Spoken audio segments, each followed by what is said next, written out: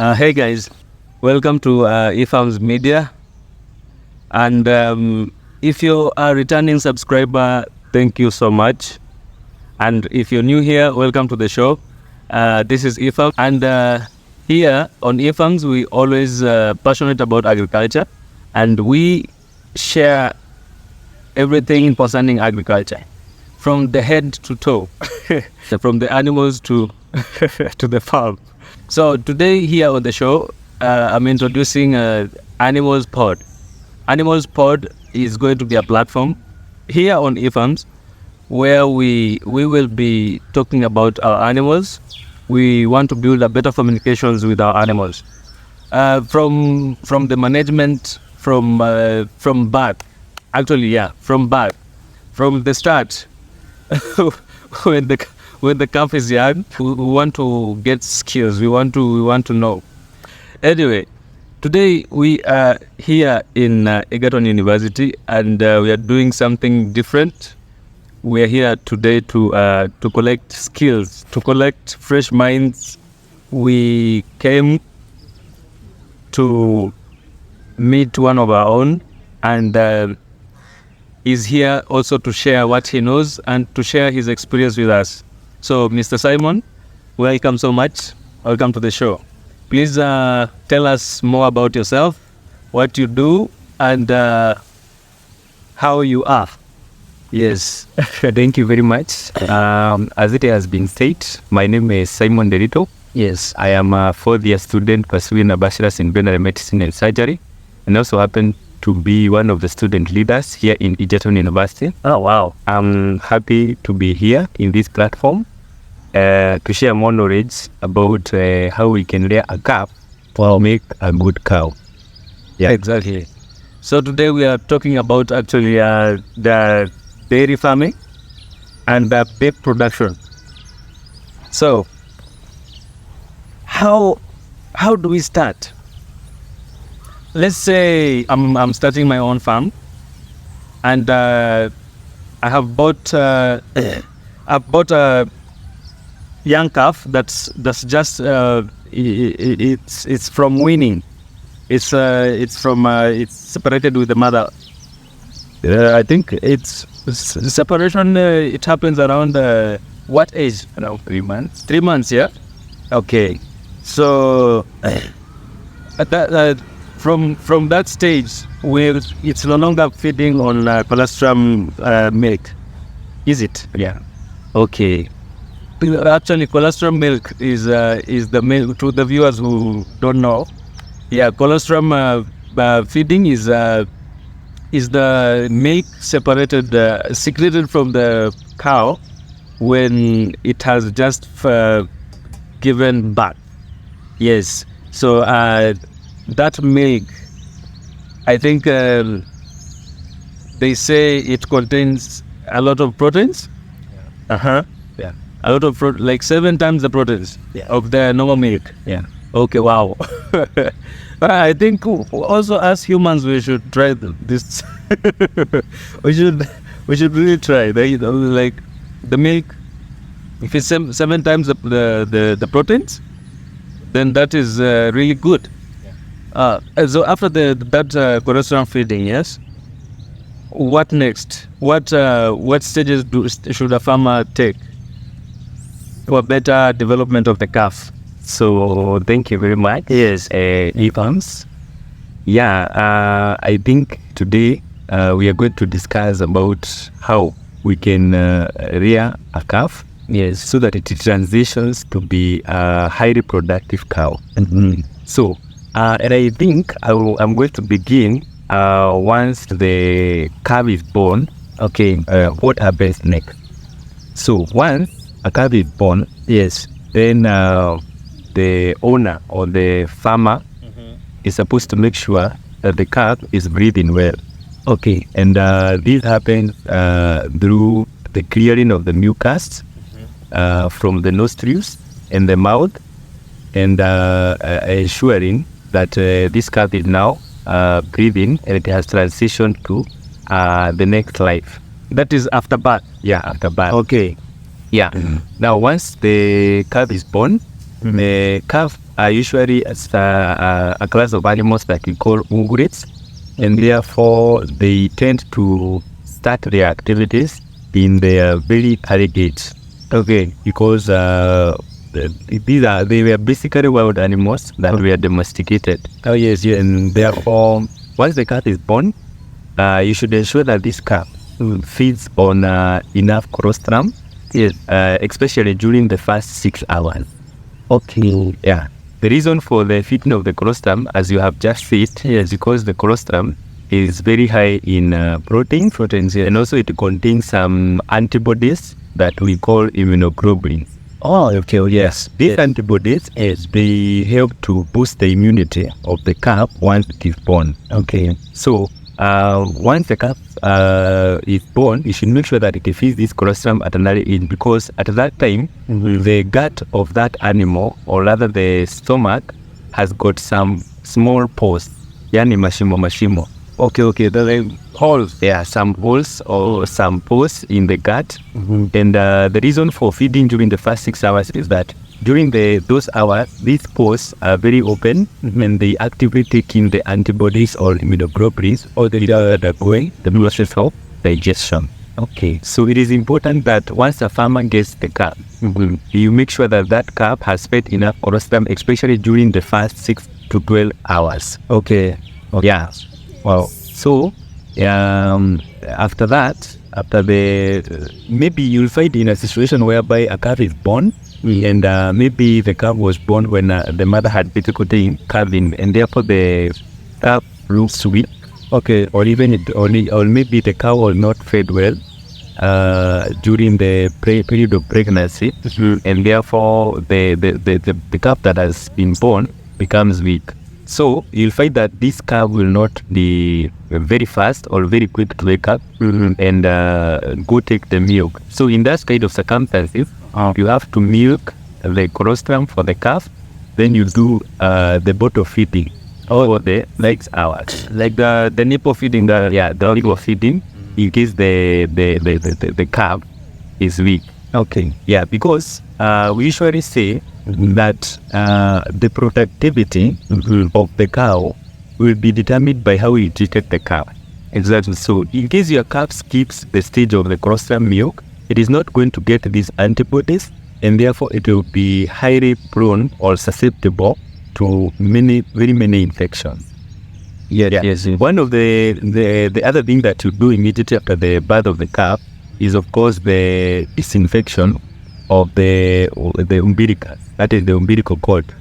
So you have to disinfect using something like copper sulfate, so that you make sure that the bacteria and other microorganisms do not enter through the umbilicus and cause infections, such as through this cow. Yeah. So now, after you have your calf, yes, you have to continue feeding the calf on milk. The colostrum. The colostrum for the next around 4 days. Okay. Yeah, 4 days. Yeah. So, and how do we feed this calf? We usually do a calculation. For instance, most of the Frisians will give birth to a calf that is 40 kgs. And therefore, the recommended rate of feeding for this calf is 10% of the birth weight. Okay, on the birth weight. Yeah, something. So once you establish your birth weight, so 40 kgs, 10% is 4 liters of milk. Okay. So now you need to feed your calf on 4 liters of milk. Yes. So you usually subdivide maybe 2 liters in the morning and 2 liters in the evening. In the evening. Okay. Yeah.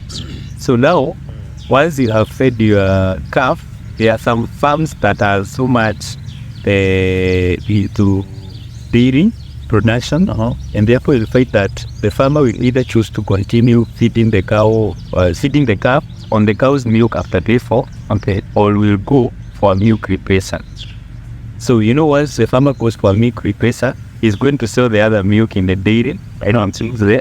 And improve the rate of income. The reason is the only time that this calf needs the cow's milk is when it is taking this colostrum. But now up to above the four, you can either continue feeding the cow on the milk or the calf on the milk from the cow, or even go for milk replacer, which will serve the same purpose like for that. Which also serve the same purpose like this milk. Okay, or this cow's milk. Yeah, correct. So let's say it will still feed on milk, but not from the mother. Yeah, that is it. Okay. Yeah, that is it. Okay. Yeah. And this cow to give birth, how long does it take?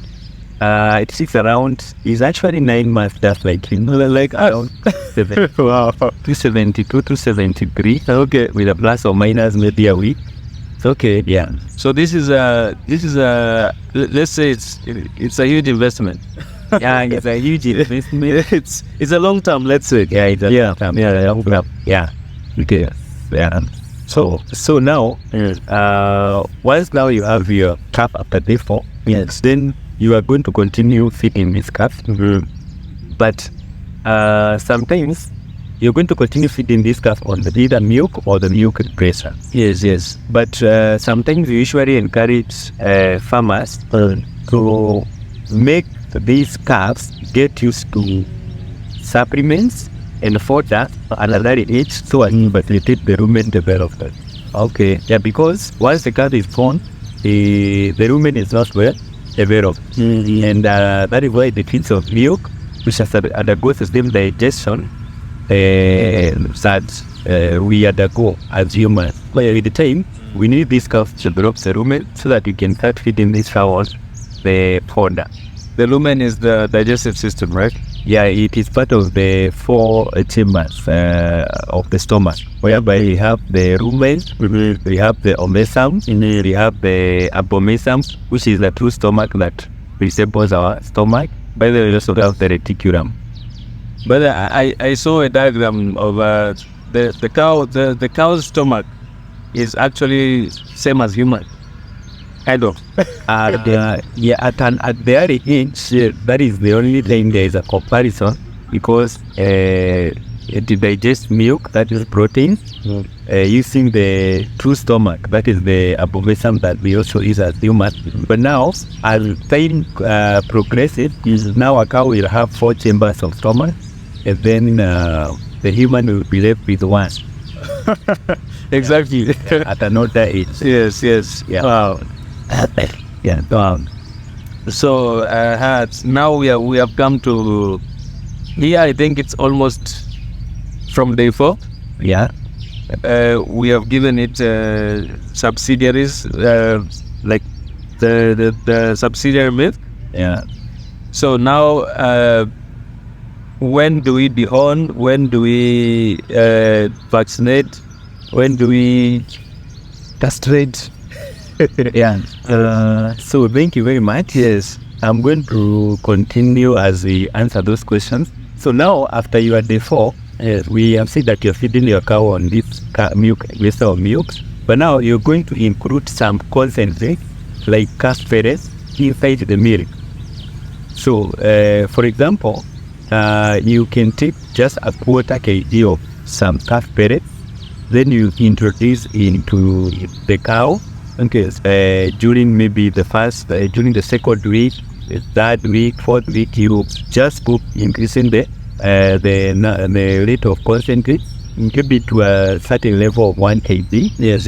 And then during this time, make sure that the calf is also at free disposal of the fodder. That is the big fine napier grass, sweet potato vine. So once the calf is into that, they will lead to an early rumen development, and that is when you are going to be able to wean your calf at the left scientific age of around 3 months. Okay. Yeah. So during this period, you need to continue increasing the level of concentrates, and also continue providing fodder and clean water, so that the animal can be able to feed to at least 2 kg of fodder by its border. That is when you consider weaning.